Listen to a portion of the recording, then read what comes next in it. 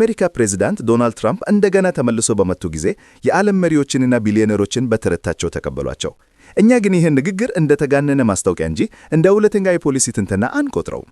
ትራምፕ እንደሚሉት አሜሪካ በታሪኳ ታይቶ በማይታወቅ ፍጥነት እያደገች ነው ይላሉ። ይህ እድገት ለማን ነው? ለቢሊዮነሮች ወይስ ለተራ ሰዎች? እንደ ኮሜዲ ትዕይንት ይመስላል፣ የሚያስቅ ነገር ግን እውነተኛ አደጋ ነው። አሜሪካ አሁን በዓለም ላይ በጣም ሞቃታማዋ ሀገር ነች ብለው ተናገሩ። ሞቃታማ የአየር ለውጥ አስተዳዳሪ እንደሆኑ እየተናገሩ ነው። ይህ ሞቃታማነት ከአየር ለውጥ የተነሳ ነው ወይስ ከትራምፕ የተጋነኑ ተረቶች? እሳቸው የባይደን አስተዳደር የኢንፍሌሽን ቅዠት በማለት ይወቅሳሉ።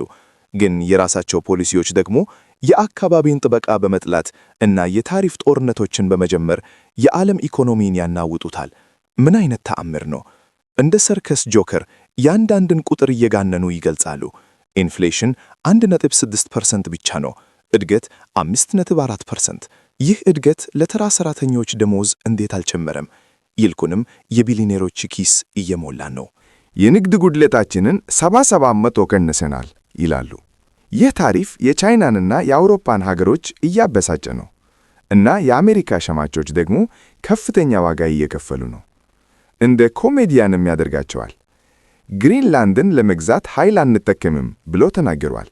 ግሪንላንድ የተረት ታሪክ ጀግና እንደሆኑ እየተናገሩ ነው። ይህ ንግግር የኢምፔሪያሊዝም ህልም ይመስላል፣ ግን በእውነታው ደግሞ የዓለም ህብረትን ያፈርሳል። ይህ የታሪፍ ጦርነት ለአሜሪካ ሰራተኞች ሥራ ይፈጥራል ወይስ የዓለም ኢኮኖሚን ወደ ቀውስ ይገፋዋል? የግሪን ኒው ዲል ትልቁ ማጭበርበሪያ ነው ብለው ይወቅሳሉ እና የአውሮፓን ሀገሮች እንደ ጀርመንና ብሪጣንያ ይተቻሉ።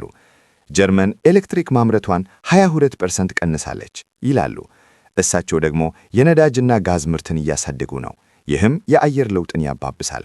እንደ የአካባቢ ጥበቃ ጠላት እንደሆኑ የኑክሌር ሪያክተሮችን እያጸደቁ ነው። ይህ ተአምር ነው ወይስ የወደፊት አደጋ? የፖሊሲ የዓለምን ከባቢ አየር ያጠፋል እና ትራምፕ እንደ ሱፐር ሂሮ እንደሆኑ እየተናገሩ ነው። ቬንዙዌላንና የግሪንላንድን ጉዳዮች እንደ ድል ይገልጻሉ።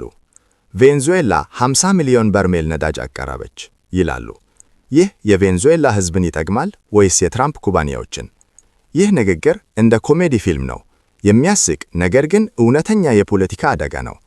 ለእውነተኛ ፍትህ፣ ለአካባቢ ጥበቃ እና ለዓለም ኅብረት ደንታ የላቸውም። ትራምፕ የተጋነኑ ተረቶችን ይናገሩ፣ እኛ ግን እውነትን እንገልጻለን።